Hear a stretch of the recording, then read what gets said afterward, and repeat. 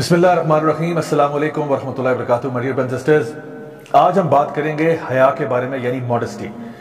अरबी जुबान में हया का लफ्ज़ जो है ये हयात के साथ मिलता जुलता लफ्ज़ है, सेम रूट वर्ड है इनका। यानी कि हया जो है वो आपको हयात देती है, आपको ज़िंदगी देती है। और अगर आपकी ज़िंदगी में हया ही नहीं है तो ये बड़ी ही बेमाने और बेमकसद ज़िंदगी बन जाती है। नबी करीम सल्लल्लाहु अलैहि वसल्लम की एक हदीस है जहाँ पे आपने इरशाद फरमाया कि इन्ना लिकुल्लि दीनिन खुलुक व खुलुकुल इस्लाम अल हया, कि यकीनन हर दीन का, हर मज़हब का एक बुनियादी कैरेक्टरिस्टिक होता है, और जो इस्लाम का बुनियादी कैरेक्टरिस्टिक है, जो इस्लाम का असल मिजाज है, वो हया है। एक और हदीस में आपने ये बात इरशाद फरमाई कि अगर तुम्हारा हया चली जाए तो ईमान भी चला जाता है, यानी दोनों बिल्कुल साथ साथ हैं। अगर हया चली जाए तो ईमान चला जाता है, और अगर ईमान चला जाए तो हया भी चली जाती है। अल्लाह सुब्हानहू तआला ने कुरान मजीद में सूरह नूर में मर्दों को भी और औरतों को, दोनों को हुक्म दिया कि वो अपनी नजरों को नीचे रखें और अपनी शर्मगाह की हिफाजत करें। यानी हमारा दीन जो है कॉन्स्टेंटली इस बात को प्रोपेगेट करता है कि इंसान के अंदर शर्म और हया होनी चाहिए। लेकिन अगर आप आजकल की मॉडर्न सोसाइटी को देखें तो उसमें जो वर्ड शेम है, इसको बड़ा नेगेटिवली इस्तेमाल किया जाता है, जैसे कि शेम ऑन यू। हालांकि शेम जो था वो इंसान को होना चाहिए था कि माशरे से, अल्लाह ताला से और अपने आप को खुद हिफाजत करना, बहुत सारी डिफरेंट चीज़ों से अपने आप को महफूज रखना, अपनी शर्म का ख्याल रख के। नबी करीम सल्लल्लाहु अलैहि वसल्लम ने हमें बार बार इसी चीज़ की तालीम भी दी। लेकिन बहरहाल आजकल का जो मीडिया है वो इस बात पर तुला हुआ है कि औरतों को एक्सपोज करना, ये वेस्टर्न सोसाइटीज़ जो हैं वो एक तरफ तो वुमेन्स राइट्स को चैंपियन करते हैं, लेकिन यही वो लोग हैं जो कि वुमेन को एक्सप्लॉइट भी करते हैं in the name of entertainment. यानी अगर आपने गाड़ी का भी ऐड देना है तो उसमें किसी औरत को एक्सपोज ज़रूर किया जाता है। पूरी की पूरी आप मूवी इंडस्ट्री देख लें, पूरी की पूरी आप जो इनकी म्यूजिक इंडस्ट्री है उसको देख लें, कितना ज़्यादा ऑब्जेक्टिफिकेशन की जाती है औरतों की, ताकि वो अपनी हया को छोड़ दें। याद रखिए कि हया जो है वो दो किस्म की होती है, एक तो अच्छी हया होती है और एक बुरी हया होती है। अच्छी हया ये है कि आपके दिल में शर्म महसूस हो कि मैं कोई भी ऐसा काम नहीं करना चाहता जो अल्लाह और रसूल के दीन के खिलाफ है। और बुरी हया ये है कि आप नेक काम करने में शर्मा जाएं। यानी आप नमाज पढ़ने जा रहे थे, आपके दोस्त यार वहां बैठे हुए थे, लेकिन आप नमाज नहीं पढ़ना चाह रहे। क्यों? कि लोग कहेंगे ओहो ये तो बड़ा मौलवी हो गया। ये गलत बात है।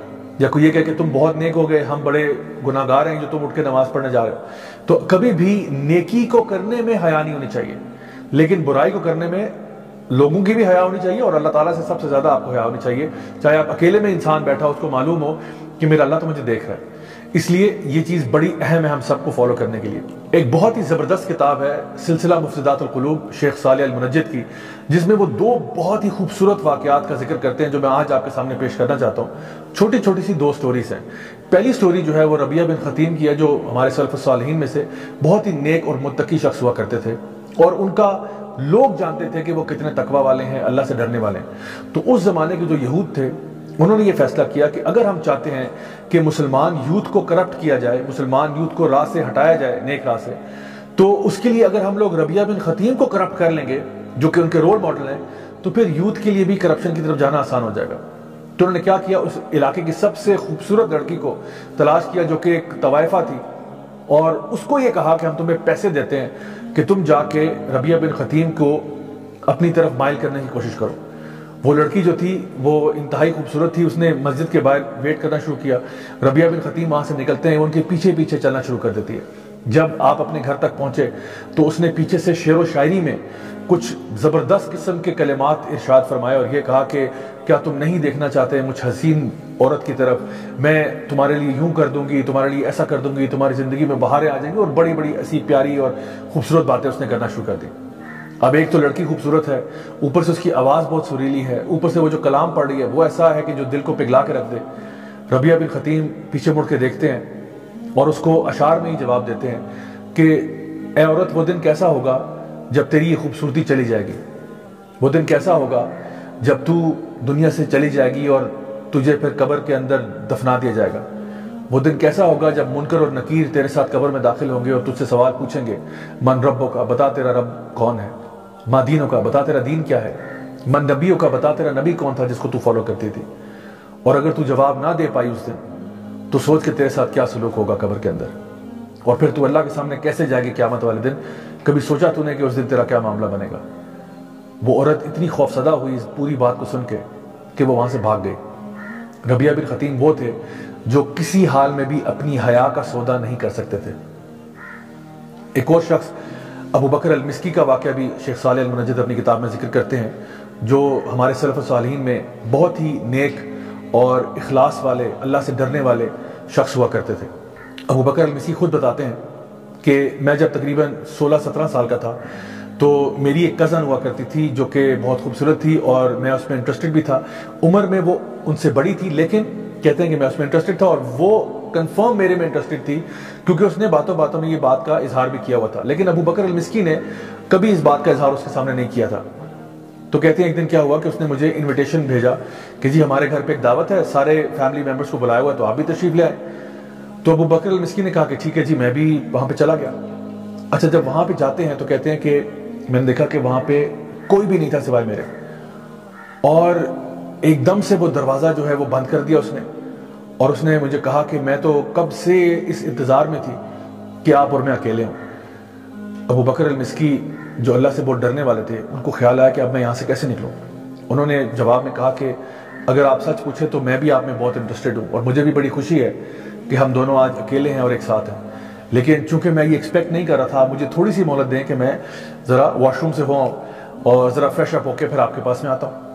تو اس نے کہا ٹھیک ہے جی، آپ جائیں، اور جب آپ واپس آئیں گے تو میں آپ کا انتظار کر رہی ہوں گی۔ ابو بکر المسکی واش روم جاتے ہیں اور قضائے حاجت کے لیے، اور پھر جو بھی اپنا جو ریفیوج ہے، جو گند بلا ہے، اس کو سارا اپنے اوپر مل لیتے ہیں، اپنے پورے کپڑوں کے اوپر، لباس کے اوپر۔ یعنی بڑا کراہیت والا کام ہے، بڑا ہی آپ سمجھ لیں کہ ایسا کام ہے جو کوئی انسان بھی اس کو کرتے ہوئے اس کو بڑی گھن محسوس ہوگی، اور انتہائی مکروہ کام ہے۔ انہوں نے سارا وہ گندگی اٹھائی اور اپنے کپڑوں پہ مل دی، اور پھر باہر آ کے اس سے پوچھتے ہیں کہ کیا اب بھی تم مجھ سے پیار کرتی ہو؟ وہ عورت سخت خفا ہوئی اور اس نے غصے سے ان کو کہا کہ اب آپ میرے گھر سے نکل جائیں، میں نے اتنی محنت کی، اپنے گھر والوں کو نکالا، جو بھی سرونٹس ہیں، گھر کے ملازمین ہیں، ان کو بھیجا، اور آپ میرے ساتھ یہ سلوک کرتے ہیں۔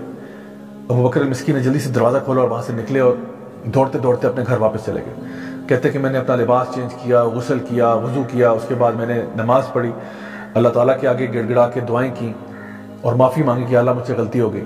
اور کہتے ہیں کہ میں جائے نماز پر گر گیا اور روتا رہا حتیٰ کہ میری آنکھ لگ گئی، اور جب میں صبح اٹھتا ہوں تو فجر کی اذانوں کے اوپر میری آنکھ کھلتی ہے، اور میں جب سمیل کرتا ہوں تو پورے کمرے سے اتنی زبردست خوشبو آ رہی ہے، تو میں حیران تھا کہ یہ خوشبو کہاں سے آ رہی ہے۔ تو کہتے جب میں نے ادھر ادھر دیکھنا شروع کیا تو پتہ چلا کہ میرے اندر سے ہی خوشبو آ رہی تھی۔ اور پھر یہ سٹوری جب اپنے اسٹوڈنٹس کو سنا رہے تھے تو انہوں نے کہا کہ میرے پیارے اسٹوڈنٹس، میری بات غور سے سن لو کہ وہ دن اور آج کا دن، وہ خوشبو میرے جسم سے نہیں گئی۔ سبحان اللہ، یہ وہ اللہ کے لوگ تھے جو اس آیت پر ایمان لاتے تھے، اما من خاف مقام ربہ ونہى النفس عن الہوى فإن الجنة هي المأوى، کہ جو شخص بھی اللہ کے سامنے پیش ہونے سے ڈرتا رہا اور جس نے اپنے نفس کو قابو کیا تو جنت اسی کے لیے۔ My dear brothers and sisters, یہ وہ لوگ تھے جو اپنی حیا کی اتنی حفاظت کرتے تھے، مکروہ کام بھی کر لیتے تھے حیا کو بچانے کے لیے۔ لیکن آج ایک ایسا دور ہے جب ہم لوگ بے حیائی کی طرف کھینچے چلے جا رہے ہیں۔ یہ وقت آ گیا کہ ہم سوچیں اور غور کریں کہ کیا واقعی ہمارا ایمان اتنا کمزور ہے کہ چھوٹی سی ٹیمپٹیشن کی طرف ہم اپنے ایمان کا سودا کر دیتے ہیں۔